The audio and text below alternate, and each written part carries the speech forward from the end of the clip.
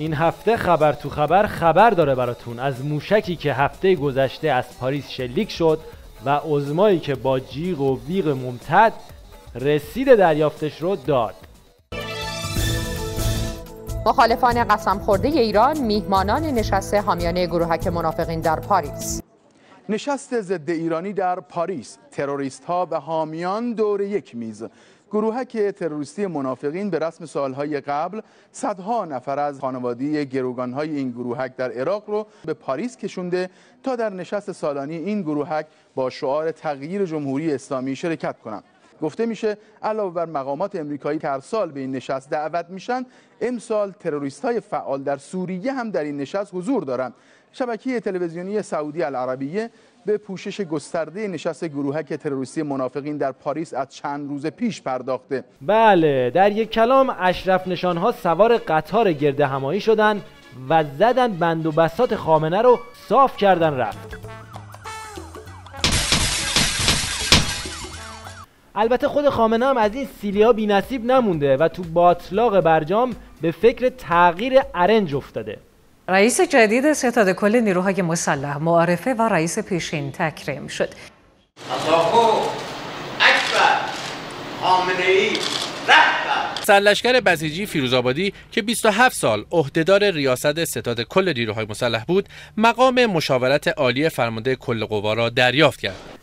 ببینید زهر چه به روز نظام آورده که سازمان گوشت متحرک یعنی فیروزآبادی هم با یه تن قانونی از زمین نظام پرتاب شد بیرون.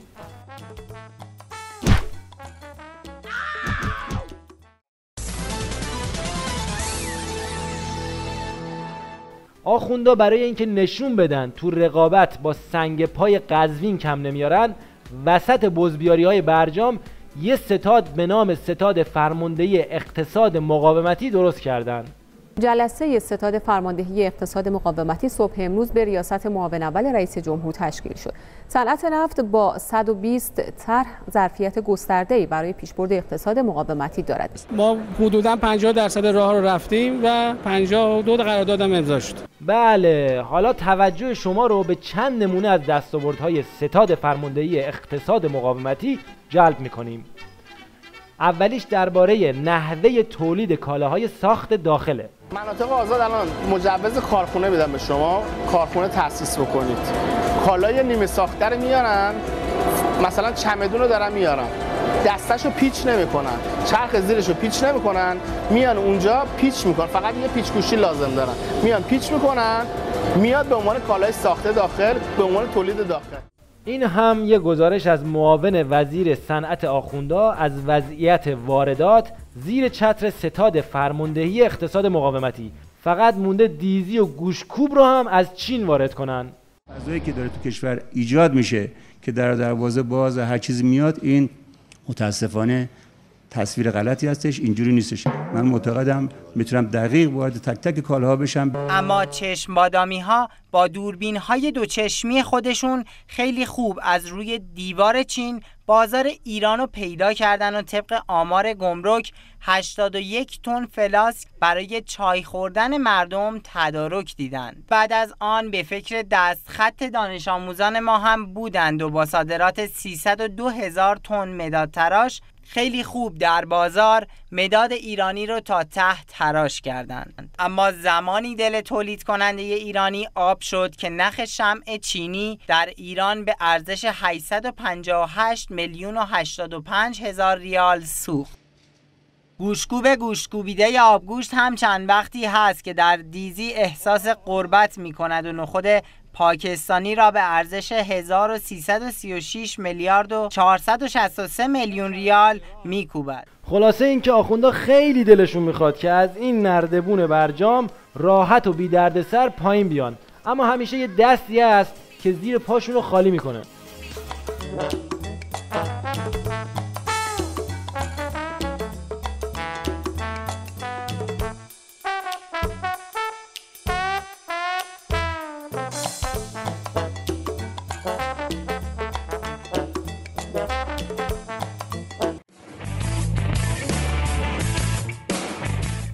مم جواد ظریف که این روزا حسابی زیر ضرب مشتای بین‌المللیه، رفت توی جلسه خارجی و براشون کلاس حقوق بشر گذاشت.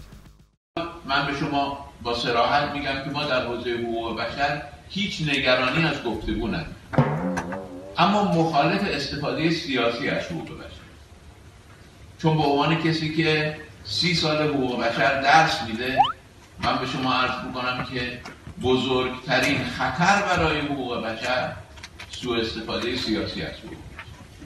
بله دیگه، وقتی ظریف حقوق بشر درس بده، خب بزبز قندی نظامم دور برمیداره و از این خالیا میبنده.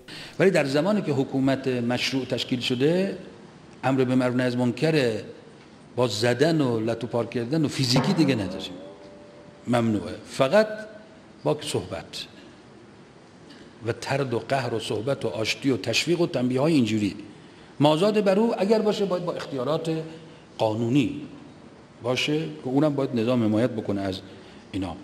الان میشه گفت هم ممجواد ظریف هم بزبز قندی شرایط کامل شرکت توی فیلم هندی رو دارن. میتونن با این سکانس شروع کنن.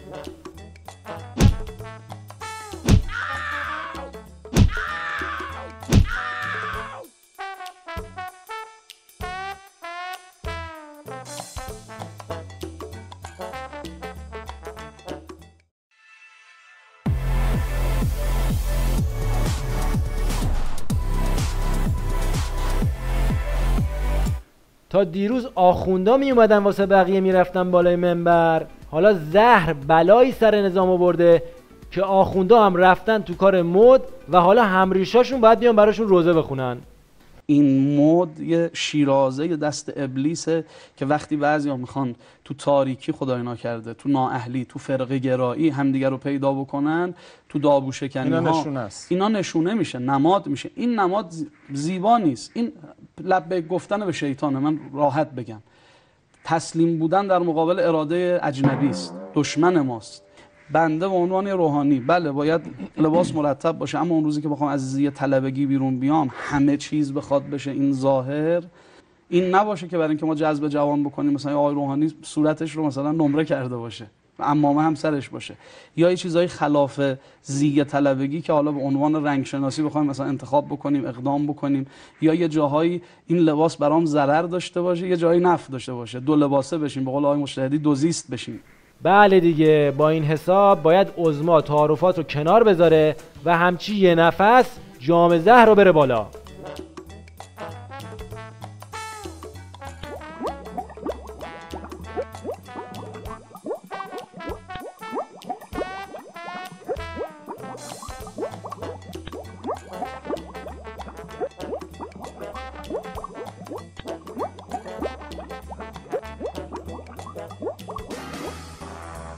این آخوند تانگی هم دیده هوا خیلی پسه، تصمیم گرفته با یه چاخان بسیجی کش سر پامنبریاشو شیره بماله و بگه نگاه به حال و روز پتال عظما نکنید، نظام تو دنیا خیلی خاطرخواه داره.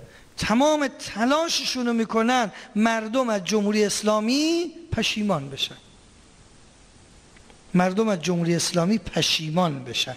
حالا گاهی وقتا پشیمان شدنشون اینه که یه درصدی از مسئولین بد عمل کنن، دو فشارهای داخلی و خارجی اینقدر زیاد بشه که مردم بگن بابا عطایش را به لقایش بخشیدیم، نمیخوایم بابا. یه راهپیمایی در آمریکا اتفاق افتاد، توی نیویورک یا واشنگتن، تردید از منه، 1,000,000 سیاه‌پوست راهپیمایی کردن، 1,000,000 سیاه‌پوست. میدونیدم شعارش چی بود؟ اصلا نگذاشتن تو دنیا پخش بشه. شعارشون این بود: ما حکومت میخواهیم از نوع حکومت ایران. که ساموئل هانتینگتون که تئوری پرداز آمریکاست و الان هم زنده پیرمرد شده، کتابی نوشت به نام برخورد تمدن‌ها، به بزرگان آمریکا اعلام کرد این جمهوری اسلامی هنوز تمدن نشده، یه فرهنگه.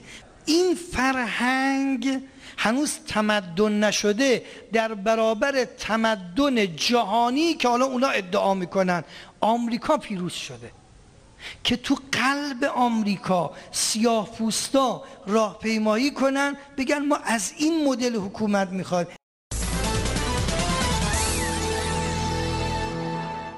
آخوند شکنبه تو کار گفتگو و این حرفا نیست.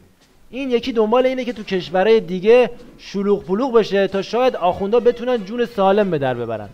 این ملت امریکا، این ملت‌های خلیج، این ملت عربستان که خودم رفتم با چشم خودم دیدم، 8 میلیون نفر اگه قیام بکنن خب روزیشون رو آزاد میکنن، مرکبشون رو آزاد میکنن، خونه برا خودشون آزاد میکنن، رفاه رو آزاد میکنن.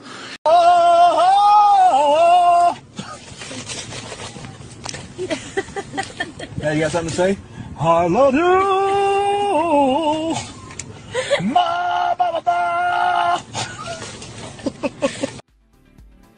دلقک خمینی خاطره تلکه کردن عظما رو اینجوری تعریف میکنه: وقتی 2 تا شاگرد دجال به پست هم بخورن همین میشه دیگه. ما دیدیم سازمان تبلیغات به اداره ها آخوند میفرسته، سیاسی عقیدتی هم به پادگانان، نهاد رهبری هم تو دانشگاه، بچه مدرسه‌یا و دبیرستانی‌ها راه چیز ندارن، آخوند ندارن. با آقا صحبت کردیم مقام معظم رهبری که آقا ما یه ستاد نماز می‌خوایم درست کنیم، طلبه‌های جوان را بفرستیم تو مدارس ظهر نماز بخونن.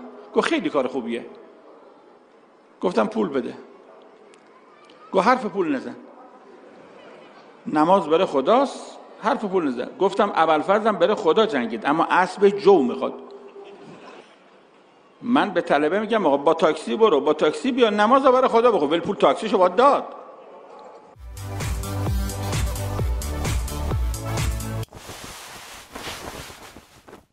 در پایان توجه شما رو به یک شعبده‌باز وطنی جلب می‌کنیم که با مهارت از روی یک الگوی حرفه‌ای تقلید می‌کنه.